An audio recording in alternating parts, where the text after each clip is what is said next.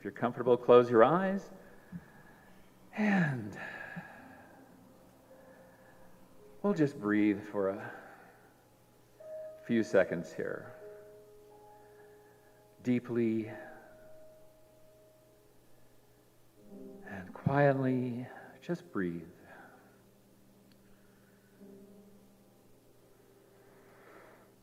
And as we exhale, we just know that we let go of everything that it took to get here to this moment.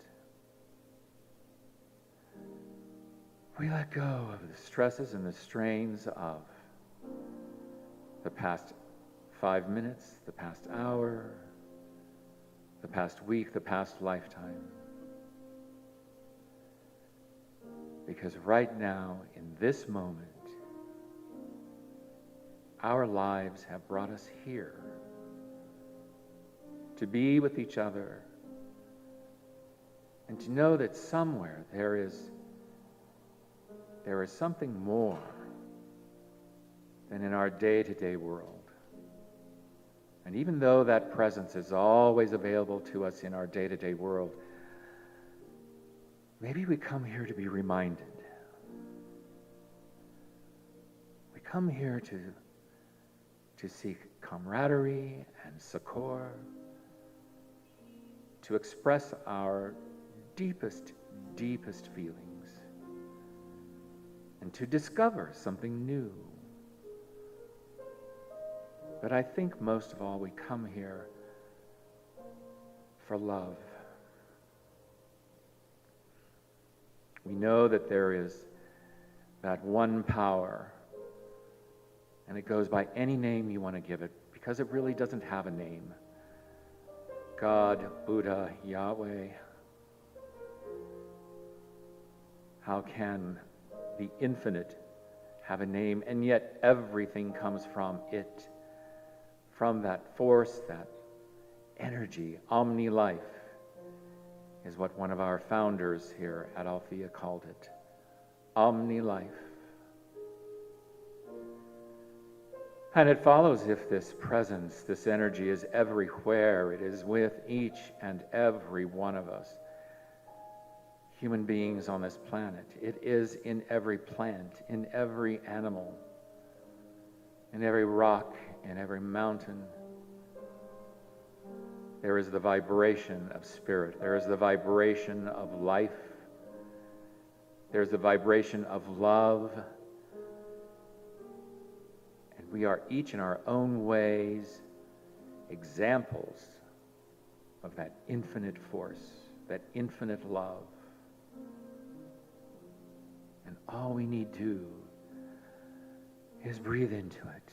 And it is there at our fingertips, breathing us closer than breath itself.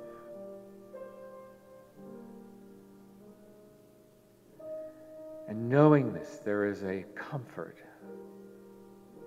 there is a relaxation, knowing that we are all part of something bigger, and that we are here to live it, and to express it, to learn, to be of service. And so I know in this day there is such gratitude in my heart for this beautiful sanctuary, for the founders of it 100 years ago, for each and every one of you being here to keep that message going forward in its latest iteration. And I'm so thankful and grateful that there is this place of sanctuary. And so just like in the beginning when we breathe, we let go. And we say together, amen, and so it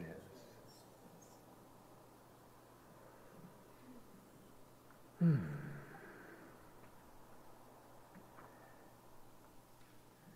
It's time to read our statement of being, and that is on the back of your handout here.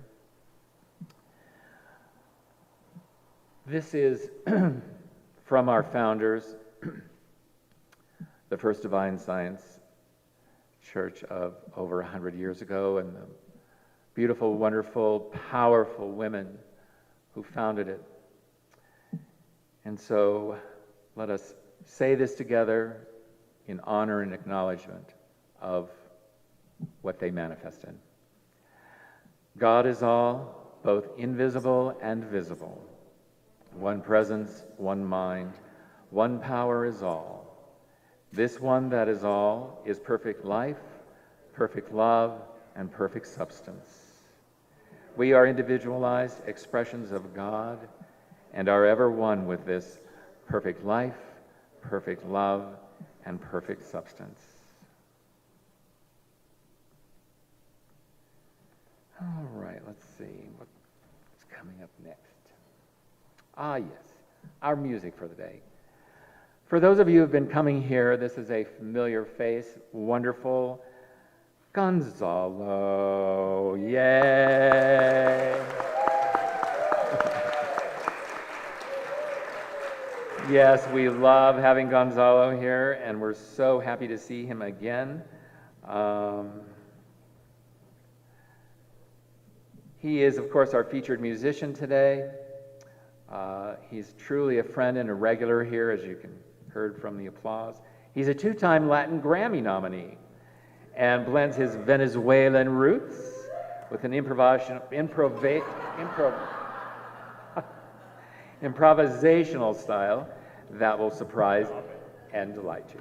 Stop. More. Stop. Thank you.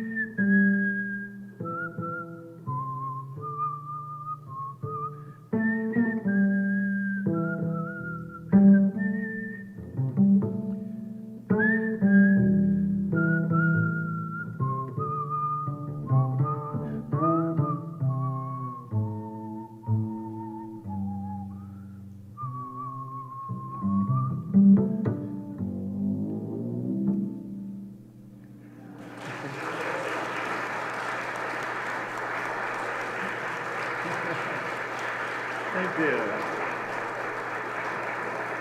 Thank you, Gonzalo. As usual. Brilliant. So does Susan get residuals from this when you publish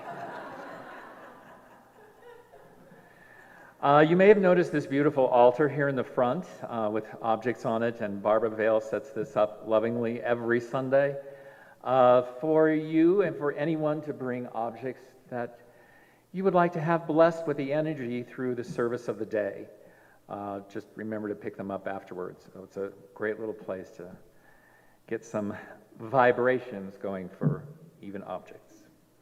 And I don't know if I did mention this, but those of you who are new have lunch on us.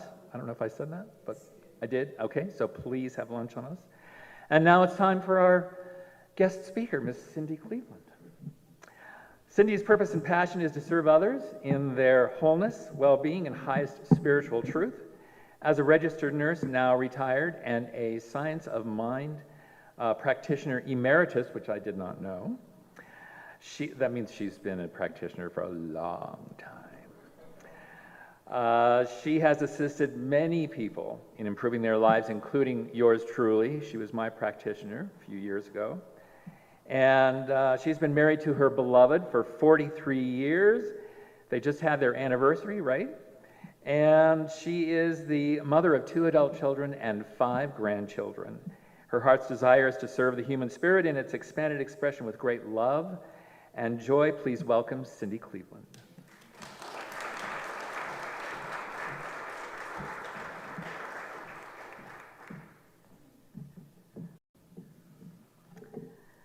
Thank you. It is such a blessing to be here today with all of you in this beautiful center. I love the energy here. And Rick, thank you so much for inviting me. I see a lot of friendly, familiar faces that I'm just so glad you're here. And it's good to get together again, isn't it?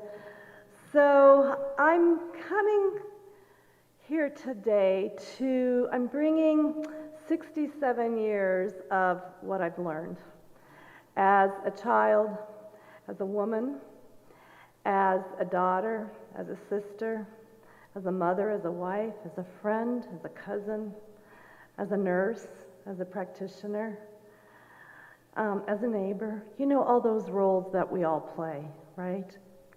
And so my intention is to hopefully increase your awareness about yourself, maybe just a little bit.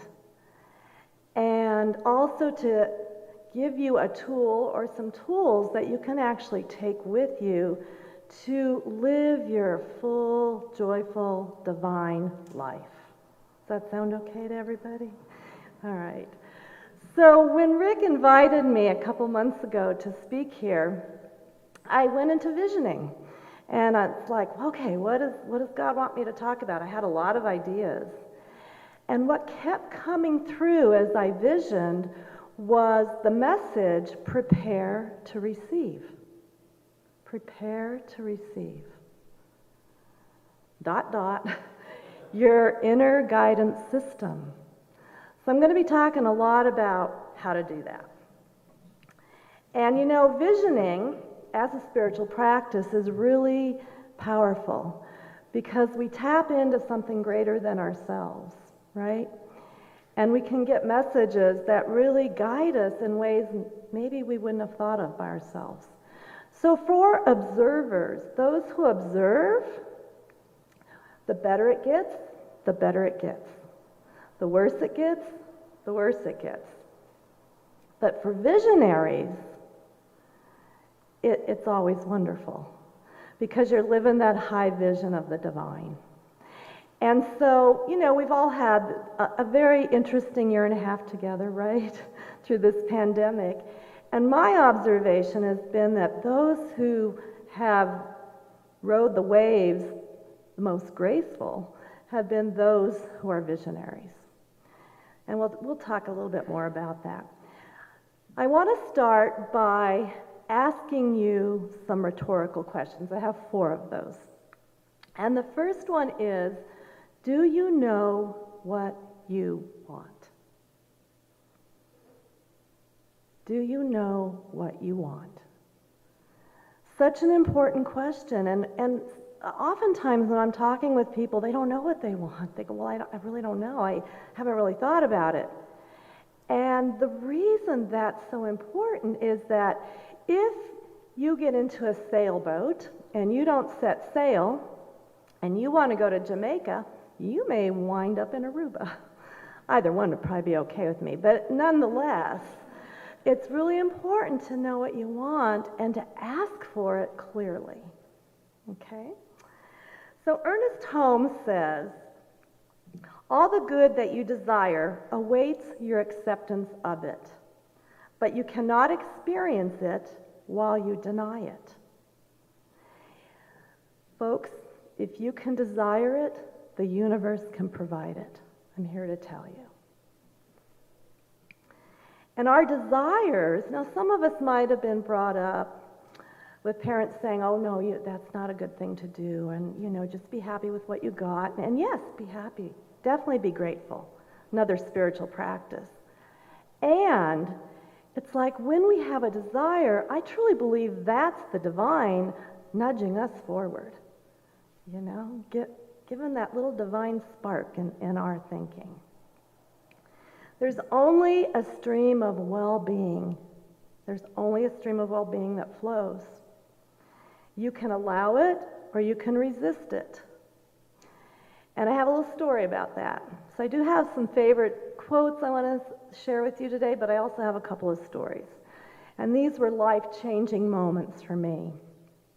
So in 2004, 2006, my husband Mark and I went with a group from Mile High Church, and we hiked, rafted, and camped in the Grand Canyon for 10 days. So it was a life-changing experience both times. The first time, however, going into that trip, I was really working through a fear of drowning because when I was 20 years old, I had a near-drowning experience. I was caught under a sailboat on Lake McConaughey, and I couldn't get out. And I remember thinking, well, I'm going to die. And then I remember thinking, oh, well, this dying's not so bad. I remember thinking that. So I had a near-death experience. Not quite sure how, but I ended up floating back to shore. So I was going to go raft the Grand Canyon, where the rapids are 20 to 30 feet high in some parts, and I'd had this near-drowning experience. So we get started, and the first time we started at the bottom of Lake Powell, at the top of the canyon, and we rafted halfway down, rafted and camped, and then hiked out the Bright Angel Trail. The second time we hiked down the Bright Angel Trail and rafted and camped the lower half. So we're in the first trip, we're in the raft, and our guide is going through all the safety experiences, and one of those was everybody had to fall out of the raft and then be rescued. So people were falling out, and I had no problem rescuing. Anybody can identify with that? Or easy to help others, right? Yeah. So I was the only one who hadn't fallen in.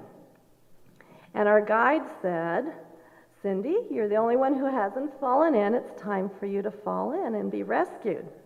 And I sat there in the front of the raft, and I said, that's right. And I plan to keep it that way. And he said, no, you need to do this exercise.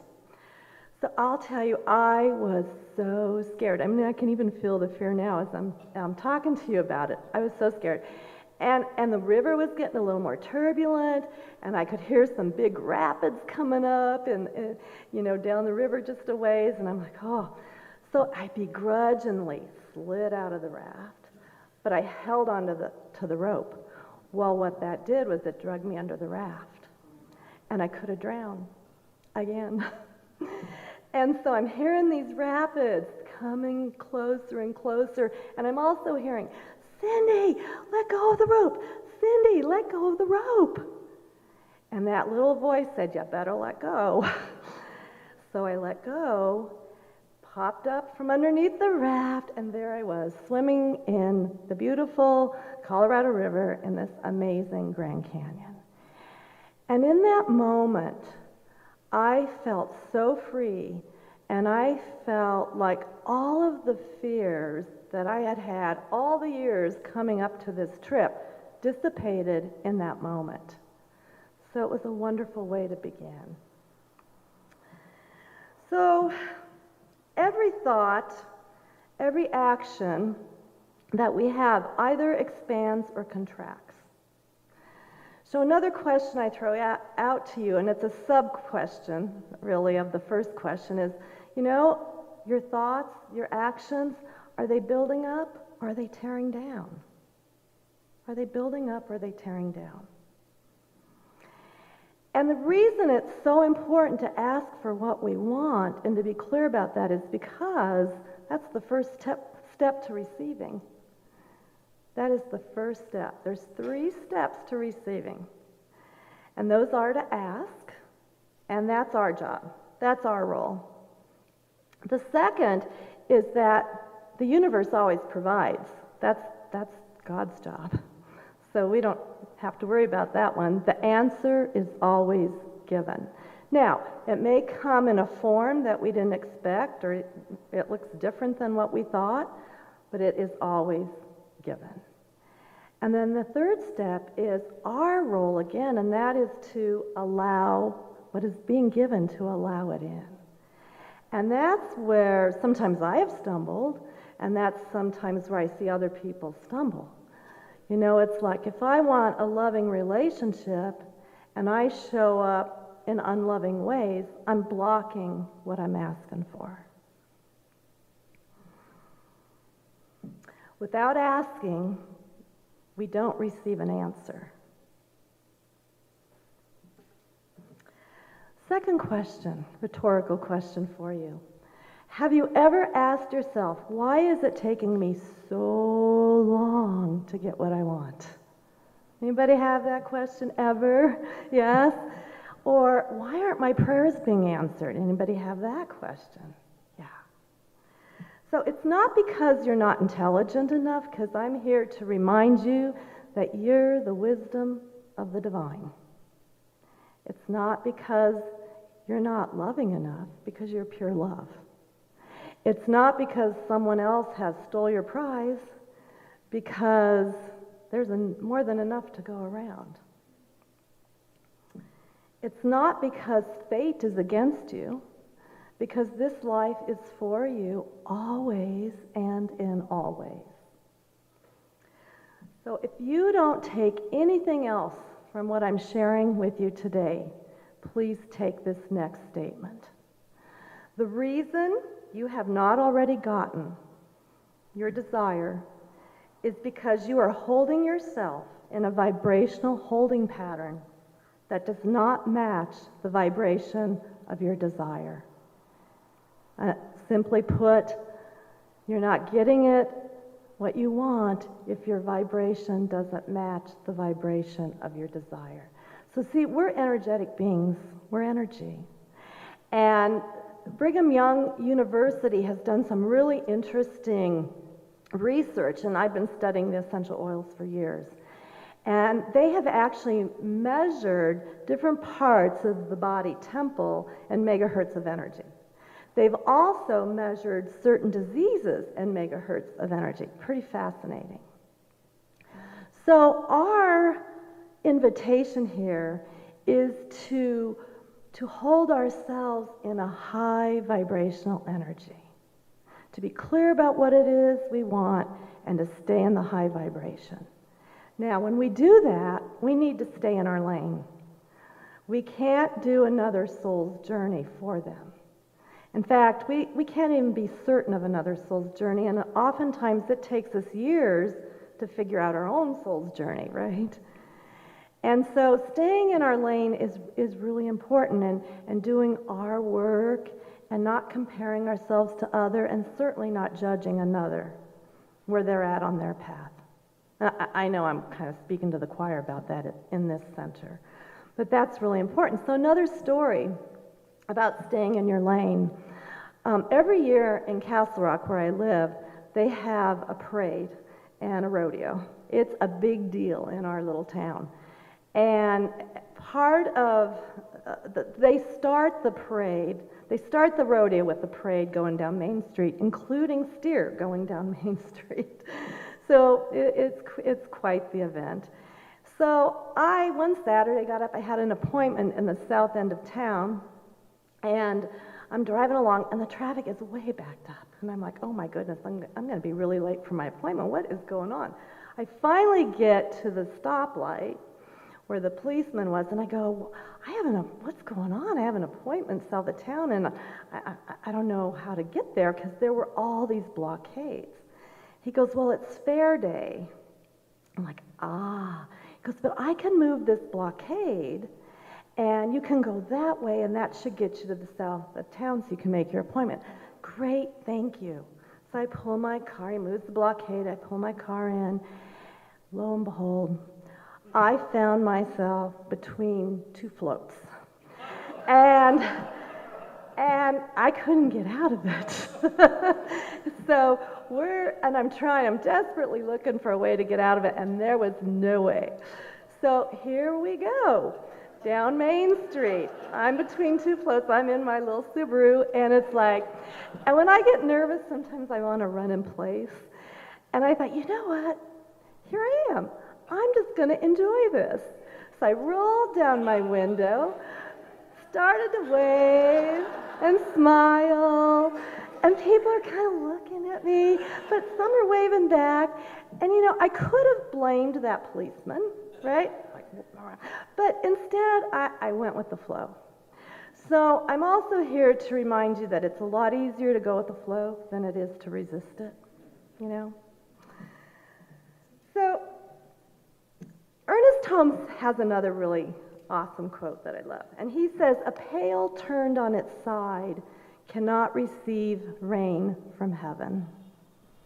A pail turned on its side cannot receive rain from heaven. So which way is your pail facing? Yeah, somebody's going up. Yeah. Is your pail allowing you to receive the fullness of your life, of your divine possibility? So, our thoughts are important. Thoughts become things. And we all have those fleeting thoughts, and it's the fleeting thoughts that aren't as important as the practiced thoughts, because the practiced thoughts become beliefs. So that's another question I throw out to you. What thoughts are you practicing? Because our beliefs will govern our life. They will. And they are either going to support your high vision or they won't. A lot of what I'm saying is really simple, and I know you all know it, but sometimes it's really not easy because, we get to be human too, on top of all this, right? So the third question that I throw out is, do you know that you're the creator of your experience? You are the creator. Good news, bad news. Can't blame me. I couldn't blame that policeman for getting in that parade. That was my doing. Are you enjoying the evolution of your desires? Or are you feeling unhappy about your unfulfilled desires? Maybe you have this relationship of your dreams and it feels like it's just an arm's length away. Maybe you're desiring more financial resources and you find yourself experiencing lack. Maybe your body doesn't feel or look the way you want it to. So it's just all information for us. That's the other thing that I want to leave with you. We're using the creative process all the time, whether we realize it or not. And every choice that we make has a consequence. And even not choosing is a choice, believe it or not. So are you enjoying the consequences of your choices? If not, simply choose again. So all of what I'm talking about does require a certain amount of awareness, right? We can't go about life rote. We need to be conscious and aware, be asking ourselves these questions. Another one of my favorite quotes is that what we perceive in others, we strengthen in ourselves.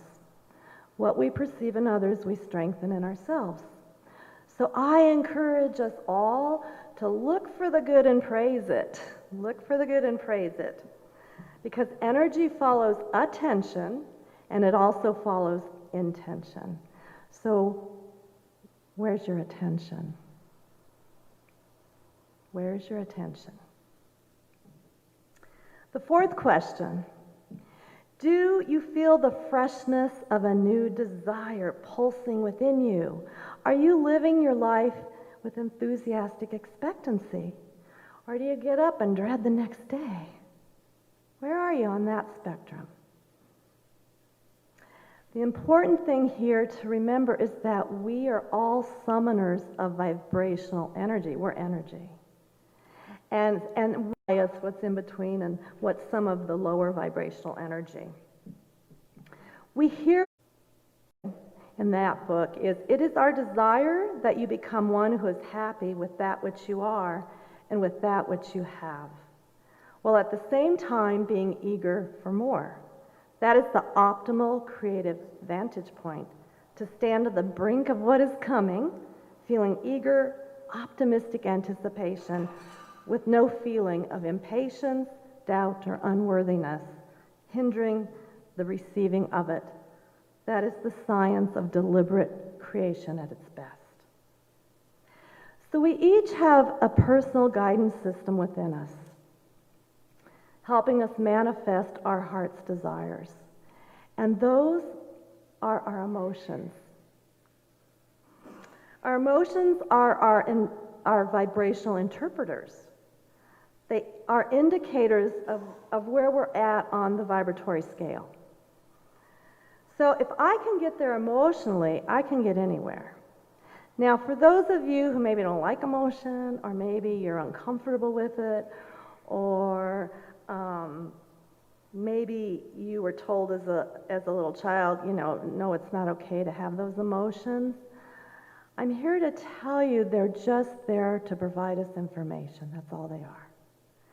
And so if we can embrace how we're feeling and be with that, and then take it to that next highest place on the scale, then we're moving up that scale and we're reaching our goal of living from that place of love and joy and peace.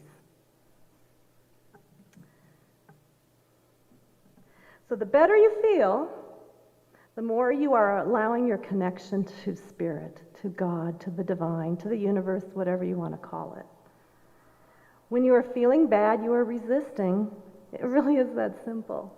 Are you feeling good or are you feeling bad? Are you allowing or are you resisting? So where and how do you resist? Where and how do you allow? Every thought vibrates. Every thought sends out a signal. Every thought attracts a matching vibration. That's called the law of attraction. We've all heard about that. And we get what we think about, especially with those practice thoughts. So, when you ask, you must find a way to hold yourself consistently in vibrational harmony for that which you are asking for. So how do we do that? And what do you do if you find yourself in a vibration that you really don't want to be at? So I have a short meditative process that I'd like to lead you through. And you can use this anytime, any place. And you can do it for as little or as long as you want. It's the work of Tom Stone. And if it feels comfortable for you, I'm going to invite you to close your eyes.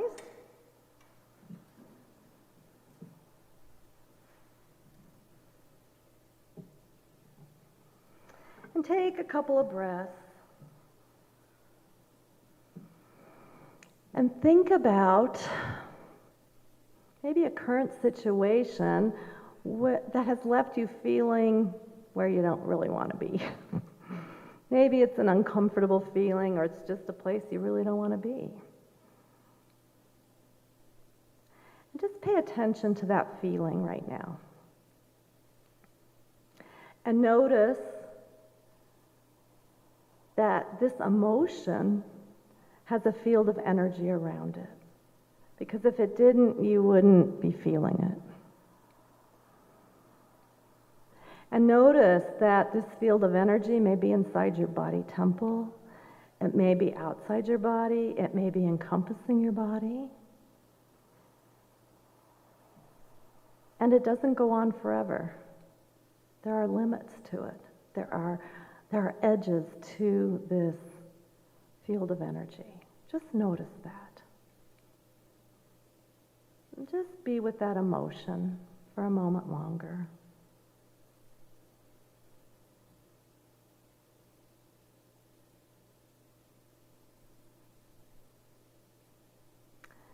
And now notice beyond that edge of this field of energy, where there is vast stillness, where there is quiet, peace, truly an area of your pure awareness.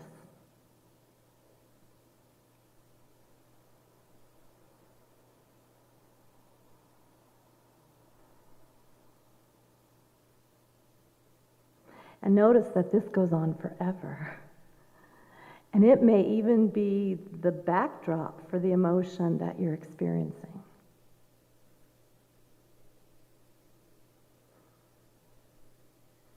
Now step into that vast quietness and be there.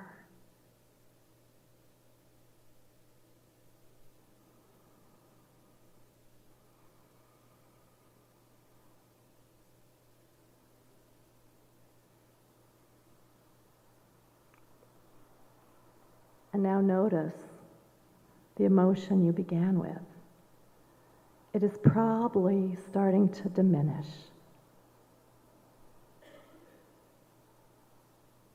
And it maybe even has gone away.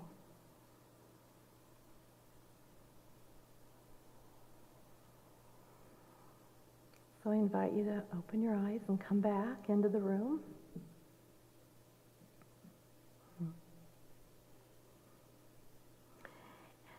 If we find ourselves dealing with something difficult that brings up emotions that are uncomfortable, it's not a bad thing, folks. Greg Braden says, as the things that are no longer working dissolve, there is the spaciousness for the higher vibratory frequency to come forth. So that meditative process that I just shared with you is a tool to help that higher vibratory frequency to come forth in and through and as you and your life. So our spiritual practices are really important in this receiving process. So remember, we ask, that's our job. It is given. The universe always answers. That's God's job. And then we need to allow and prepare to receive. So being in spiritual practice helps us do that, whether it be meditation, prayer, being in spiritual community like this, visioning, journaling. Maybe it's a hike in the woods. Maybe it's raft in the Grand Canyon. Wherever you feel that contact, that oneness with your divine is the spiritual practice that works for you. And I encourage you to do it. It's not a one and done, but a continual courtship. I start my day, my first date with the day is with the divine. And I pray all day long. I've made my life a prayer.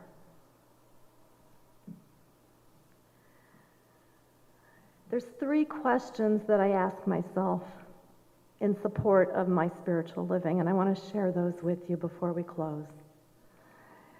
And I ask myself, what is the spiritual truth about this, whatever this may be? What would love look like and do in this moment? Stan Dale says that everything we do is either an act of love or a cry for love. So when I sit with that, it's like, what would love look like or do? It's like, is this an act of love? Is this a cry for love? From me, from the other person? And then the third is, what brings my heart joy? What makes my heart sing? Because when I ask that question, I live in joy. And gratitude. Gratitude's so important. That's a spiritual practice too. Because, if we can't be grateful for what we have, the universe is probably not going to give us more. Although this universe is forever expanding, so. So in closing, I'm here to remind you about several things. And I want you to just sit there and take this in, because this comes from my heart. You are the creator of your own reality. There are no inconsequential acts and no insignificant beings. Be open to God's vision and clear about what you want. Know that what you ask for is always given. Prepare to receive by courting the divine continuously. Being conscious of where you are on the emotional scale. Bringing yourself into alignment with your higher self, moment by moment. And if you move off center, just gently and easily move back. No judgment.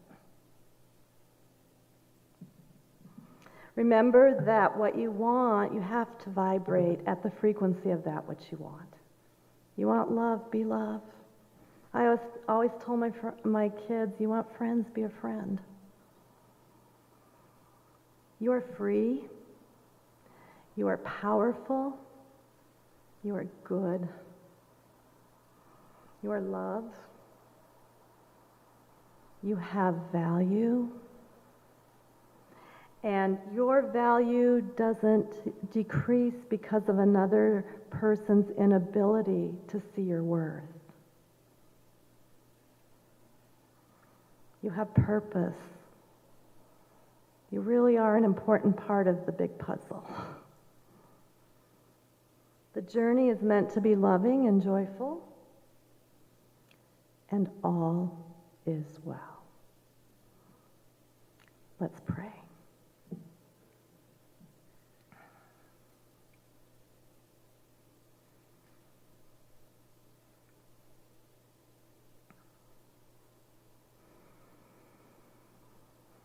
And so we take this moment now to breathe in that very life and breath of the divine, recognizing that this power, this presence of spirit is within and around. It is everywhere present and always active. I recognize this presence as one of love. I recognize its wholeness and perfection, knowing that that divine and perfect pattern is the essence of all life. And this one life of God is one of joy. It is one of peace and harmony. And we take that moment now, each of us, to attune, to align, to allow that highest vibratory frequency of love to come forth. To saturate every cell of our being, every thought in our mind. To move out into our world, to make that positive difference that we have all come here to do. For truly all of life is the divine expressing uniquely and individually. And it is good. And I give thanks here today for the questions, for the openness to receiving, for the willingness to embrace the divine message and to take that forth. Each and every one of us as living examples of what this life can be and what this life can do.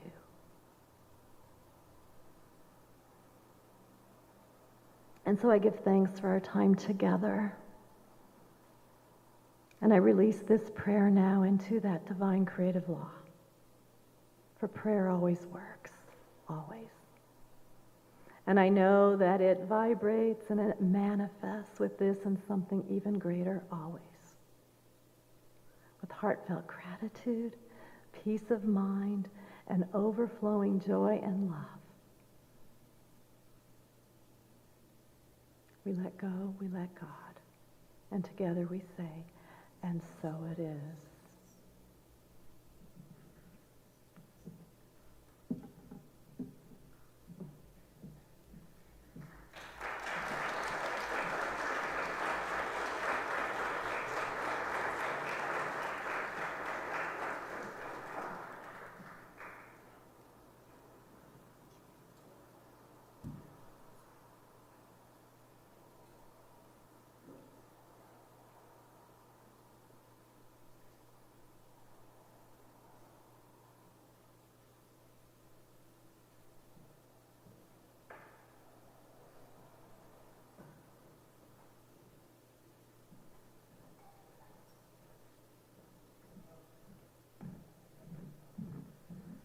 Thank you, Cindy, so much.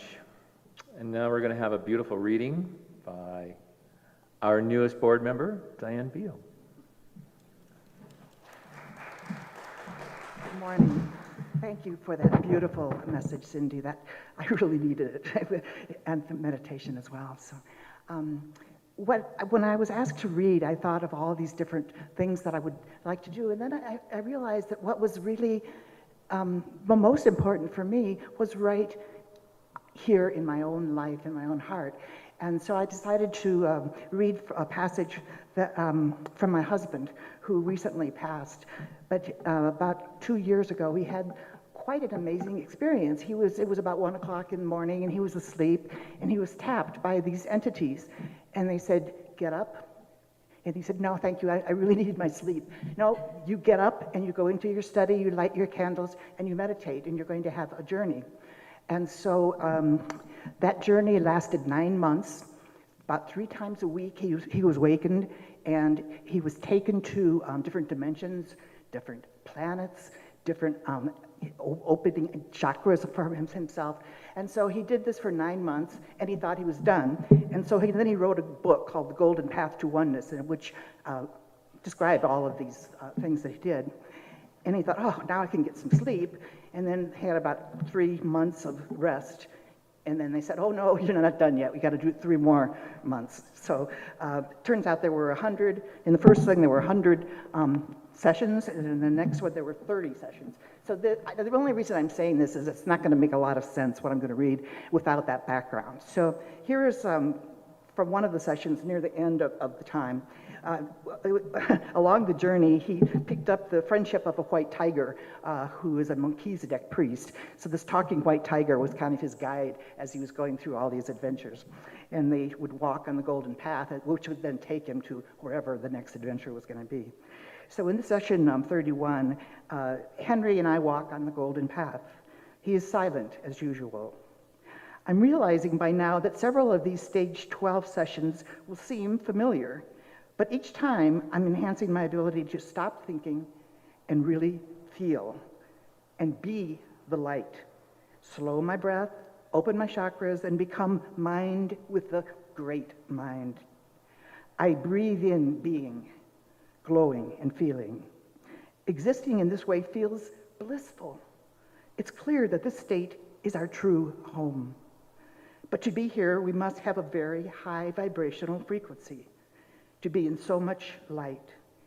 At this frequency, everything is pure light. There's no such thing as impurities, since impurities can only exist in the lower vibrational dimensions of reality. As a light being comprised of light, mind, and feeling, I'm able to attune to anything I choose. I attune to the concept of duality. Going to dimensions of duality is like going on a journey. The journey is in our minds and isn't real because we are of the light and cannot leave the light. For an instant, we envision being solid and different from each other. We develop an imaginary submind which our egos are convinced is real. This journey we choose to take into duality increasingly becomes who we think we are. As we move deeper and deeper into duality, we release memories of what we really are, light. In duality, we do attempt to create some light in the form of suns and artificial light, but this, however, is a weak substitute for the light we actually are as part of the great light. The light that we are can only be seen, felt, and experienced by going within. Only there will we find the truth that will set us free. And I just wanted to say that now in perspective, I'm going to share that I really believe that Bob had this experience, which lasted a year, in preparation for where he is now, because just after Christmas, he passed, and I'm so convinced that he is now totally has joined with the light, and he's having a good time. I'm not having such a good time, but he's where he needs to be.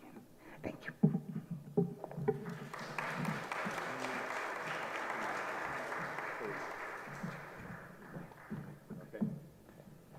All right, thank you. Ushers, it's now time to open our hearts and our treasure. So the ushers will be passing around the baskets, and Gonzalo will be accompanying us for his second beauteous song of the day.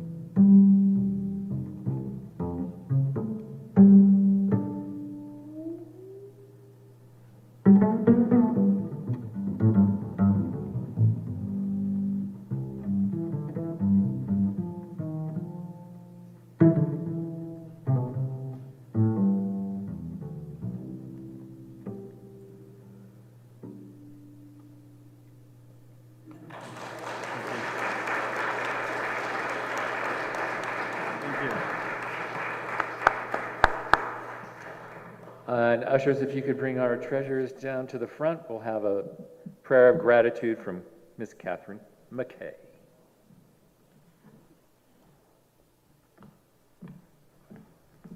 First of all, Rick raved about you, and he was right.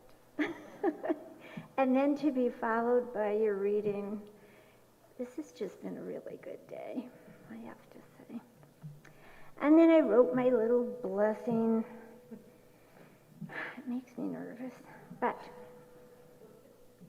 that's why I'm just going to read it. I hope you don't mind. So, after many years of searching, Althea has become my spiritual home. I come here to remember who I really am, who you all are, and who everyone we come in contact with really is. Being a part of this community helps me to be conscious. Thank you for all you do to support this unique and impactful spiritual community. The time you give and your generous donations keep this place going, helping all of us to be better stewards of this precious planet. Thank you. Thank you. Thank you. There are other ways to give too, just so everyone knows. We do have a dip jar in the back. You just take your credit card and dip it, dip it, dip it, dip it, dip it, dip it, many times as you want. And we also have you can set up your Amazon account with smile.amazon to have Althea Center be a recipient of a certain percentage of all of your purchases on Amazon, and the same thing with, what's the other one? King Soopers does the same thing, so keep that in mind as well. I just got a notification that $40 from King Soopers went there. So all I had to do was buy $10,000 worth of, no, I'm kidding. No, this is just a regular month's worth of groceries. So our announcements for today, they are on the back of your little program here. So we're having a gong bath today. That's always exciting. Starts at 12:30. Zach Kopp is going to be holding a class on writing about your supernatural journey. That starts August 3rd, 6:30 to 7:30. It's a Zoom class. Mariposa is holding their first Wednesday diversity dialogue. This is our LGBTQ plus group. That's on August 4th, 6 to 8:30. And they're going to be showing the documentary Brother Outsider, the life of Bayard Rustin. And then on a weekly basis, we have Community Connections with Kathy Humphreys in the back, dressed in pretty in pink. And that is on Thursday mornings from 11 a.m. So that's what's happening in the next week. And let's see, is there anything else? We have prayer partners. Did somebody say prayer partners? Prayer partners? What the hell are prayer partners? Oh yeah, prayer partners. If you are in need of a prayer, prayer partners are going to be available to you over in the library. Please take advantage of an affirmative prayer. If you don't know what an affirmative prayer is, I guarantee you it will change your life. So take advantage of that. Who's our prayer partner today? It is Suzanne Thomas and Lori Lucero. And now we're ready for gratitude and a closing prayer. Come on up, Kendar. And just thank you so much for everything. What a wonderful, glorious day. Thank you for all being here. Thanks to Gonzalo, as always. Thanks to Cindy Cleveland for a wonderful message. Thanks to Susan and Daryl and Jason and our greeters. And don't forget Carrie and making lunch today. See, what a grateful day. Take it away. First of all, thank you. Boy, did I need that. So, welcome everybody. Let's just get silent for a while and connect with the spirit within and take a deep, deep breath. And just connect and give thanks for all the many, many blessings we've received and continue to receive. You know, gratitude is so important. And let's give thanks for all our friends and all those we know and are yet to know. And let us even give thanks and blessings for the obstacles, because indeed they are stepping stones. And let us connect with Spirit and our inner being, and let us refute, remove, and release and relinquish anything which is not of the light. And let our gratitude grow this week, and let us give thanks, and let us manifest not only what we need and want, but also what others need and want, and let us all be instruments of Spirit. Let us take this light and gratitude with us today and say, thank you, thank you, thank you. And we release this with love, knowing it is so, and so be it. Amen. I love saying. Oh, thank you. Before we have Rick Staton play us out, we have a community song Daryl is going to be conducting here to have community participation.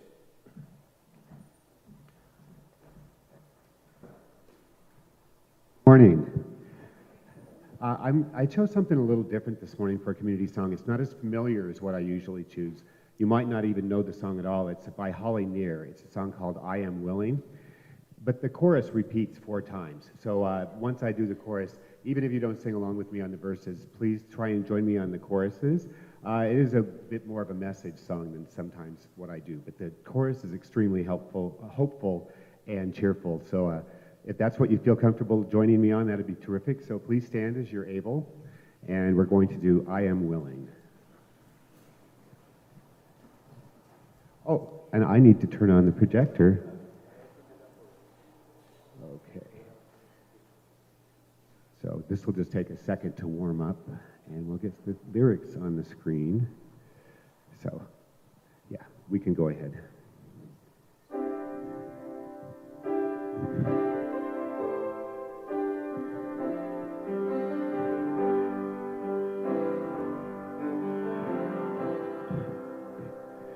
I am open and I am willing, for to be hopeless would seem so strange.